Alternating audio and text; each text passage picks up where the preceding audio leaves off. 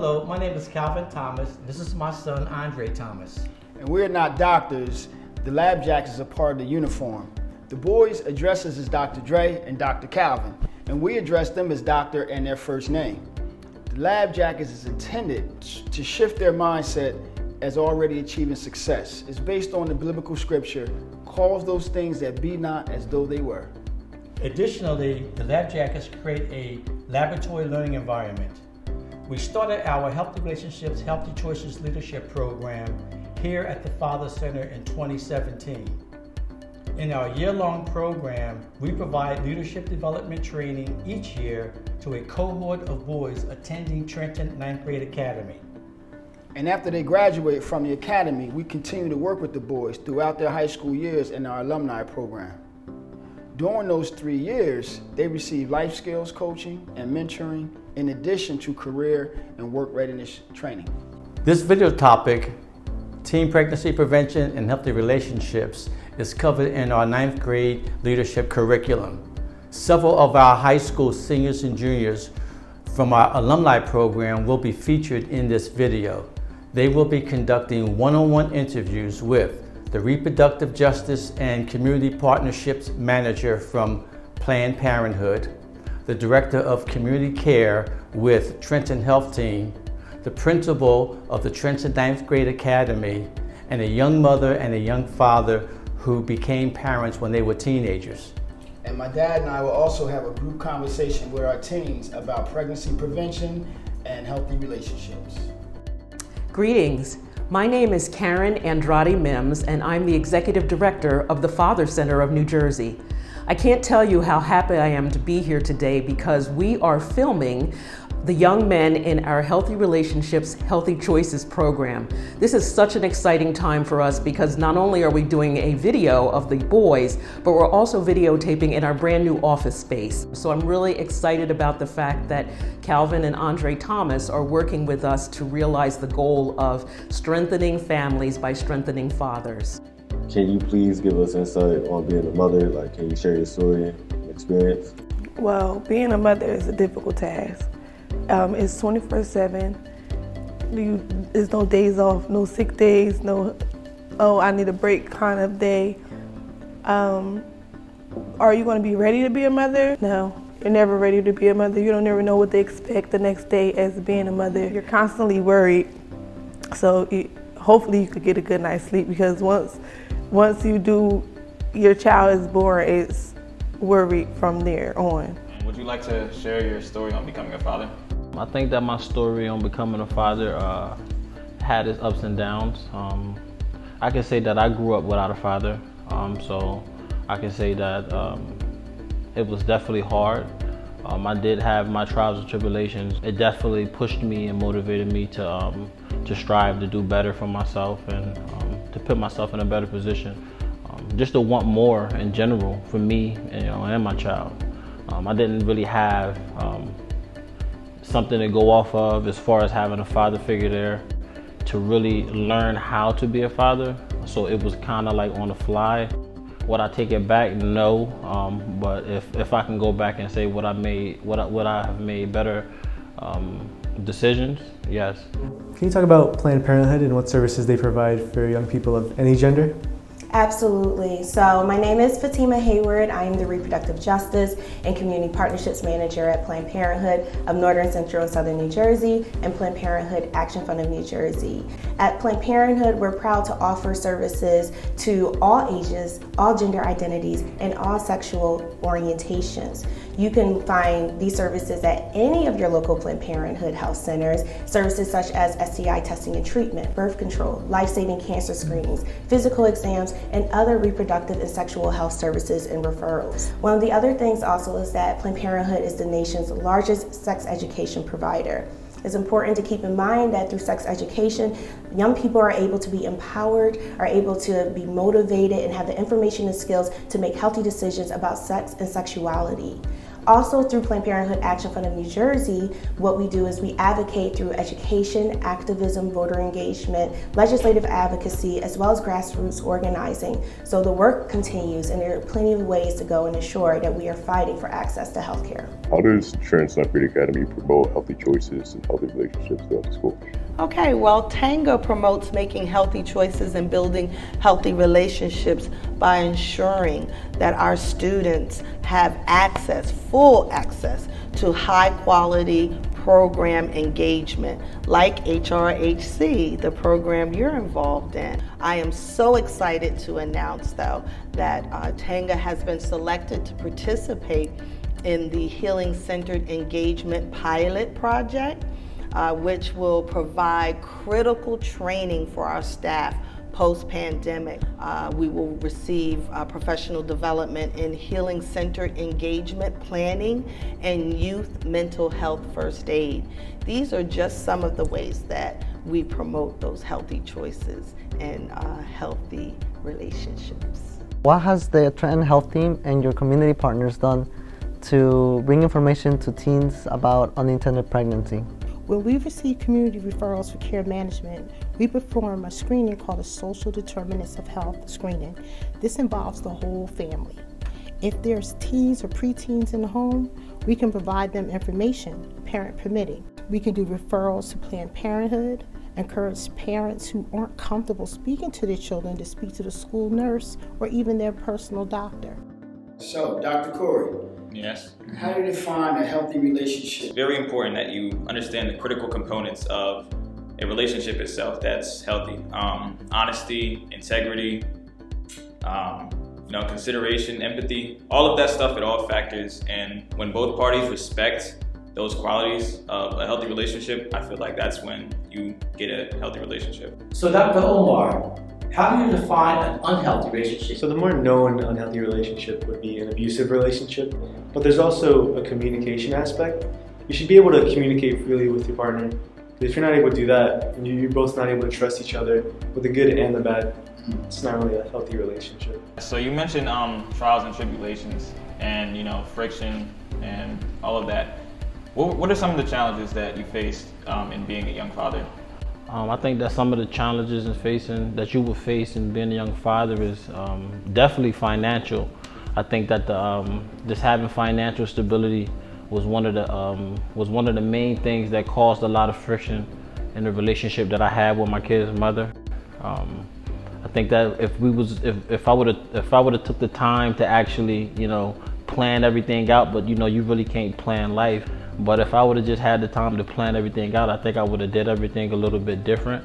But just not having that financial stability there, not having a job or just not being secure as far as taking the necessary steps to go to school or maybe getting a college degree or getting extra experience on the job. I think that my situation probably would have been a little bit better, but just having financial stability is one of the main things that can cause the friction and to separate the two parties, What challenges have you faced ever since you became a mother? Me personally, my challenges was being a single mother. It gets difficult, it gets emotional, depressing, not being able to have that support.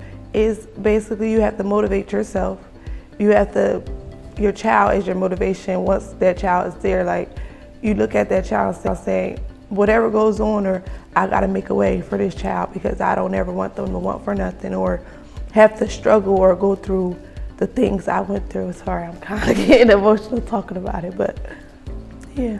What is the role of men in reproductive justice, and how can any gender benefit from reproductive justice? I absolutely love this question because everyone benefits from reproductive justice and everyone plays such a large role when it comes to ensuring that we're fighting for reproductive justice. If you are knowledgeable about reproductive healthcare services and you can go and share this information with your partner, you will be empowered and also have that information to be able to support your partner during pregnancy as well as being able to make really important decisions about your own health. So when teens become involved in a romantic relationship, what precautions should they take to prevent unplanned pregnancies? Well, there are a lot of teens that, there's there's not too big of a statistic of how many teens like don't take contraceptives like during intercourse, but you know it's still there, it's still prevalent. Where you know because it's like you still have an overwhelming amount of like teen pregnancies that deeply affect not only just like you know the families, but just like America and the world as well. So I think we should like further normalize the use of contraceptives. And because at the end of the day, you know, sexual intercourse isn't all about pleasure. It shouldn't be all about pleasure. It's a lot more to that. It's a love language, and it should be treated as such. Why do you think it's important for young people to have access to healthcare services? Although young people are resilient, they're often unhealthy, believe it or not. They're in need of preventative screenings with a strong focus on improving behavioral, physical, and emotional health. For young adults, this will improve their safety, their well-being, and going down the line, it will help with their educational and employment outcomes. What resources are available at Trans Lafayette Academy that helps build up the foundation of the students' futures and protect their health? Well, their daily health lessons are one. We also implemented Tanga Time this year, which is a discussion platform for students to discuss what's really important to them. We have Mindset Mondays, we have Sports and Games Tuesdays, we have LGBTQ Thursdays and Future Fridays. And this is facilitated by our Connect Trenton coordinator, Luke Thompson. Another valuable resource is the Connect Trenton website, which can be accessed via our school website. What's some advice you would give to young fathers that are expecting children and developing as a young father? I would just tell them to be patient with life in general, be patient with themselves, be patient with the other partner, especially if it's somebody that you want to be with and you planning on making it work. You just have to understand that you as a young adult, you're still developing. You're developing as a man, mentally, physically, and emotionally. So these are some of the things that you're going to have to deal with while a child is involved, you know. Normally it's something that you would just deal with as far as just growing up, dealing with regular manhood.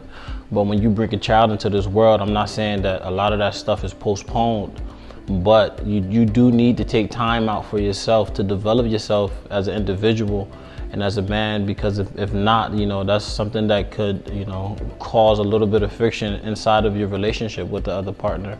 How can young people stand up for reproductive health, rights, and justice? Young people are not only the future, but also the present. There are so many ways that young people can stand up for reproductive health, rights, and justice. One of the ways is not only advocating, but organizing and also ensuring that you are making your voice heard.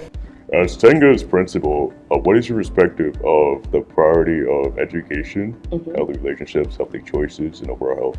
It is very important for schools to prioritize knowledge and making healthy choices and building healthy relationships.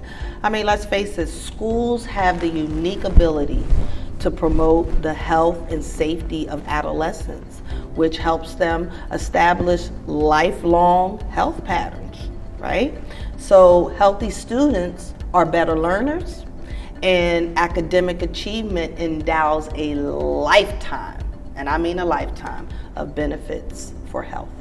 So since you've been involved in this program, what have you learned about yourself when it comes to maintaining healthy relationships and making healthy choices? For me, just maintaining healthy relationships and like healthy choices has always been like a part of my life in terms of like, because I've always been the person who's been not very communicative, and I try to stay away from like relationships like even platonic, and really just like it used to hurt me. But since I've been like involved in this program, that helps me, you know, like flesh out my, you know, people skills. It's been like helped me develop like more meaningful relationships where I had like many more friends, I have many more connections, more networks, and it's also just, you know, so beneficial to me. I would say thinking before you act. I've learned a little bit more about that. And patience more so, because I'm a very angry person.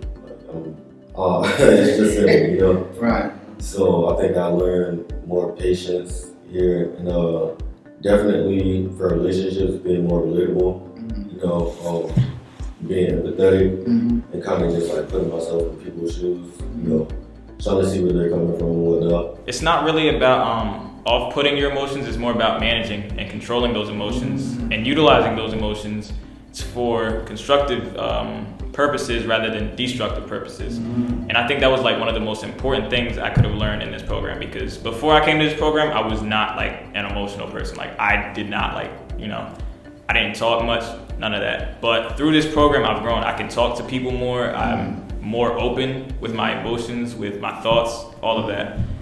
So Andre, why is this program important to you personally and also to our boys? So the 9th grade was incredibly challenging for me. When I look back, it was that grade where the influences outside the home became very significant. Education was no longer a priority, and poor decisions and unhealthy relationships started me on a destructive path. And the noise of those negative influences became louder than the influences of you and mom. And at that age, the brain is still developing, and especially the ability to reason. And it makes you very vulnerable and emotionally driven. So we realize that it's very important to engage teenagers during these critical years to help them foster healthy relationships, to make healthy choices. And we do this by raising their awareness and giving them tools for success. So Dad, tell me why you got involved with this program, why it's important to you. Well, first and foremost, I get a chance to work with you, and we get a chance to model healthy relationships between a father and son for our boys. Secondly, this topic, teen pregnancy prevention, is especially important to me because, as you know, I dated your mom while I was in high school. I never had the sex relationship conversation with my dad. Your mom and I, we were so young, and we were driven by our emotions. Consequently, your mom gave birth to you while we were still teenagers, still at Trenton High School. Even though you weren't planned, you were the real first love of our life. However, the responsibility was extremely difficult, especially for your mom and her family. And I thank God that we had the family support, because at times, Andre, it was overwhelming for your mom. And I just hope that this program will teach our boys to be mindful of and sensitive to how a teenage pregnancy and parenthood impacts tremendously the life of the girl, more so than the boy. Amen.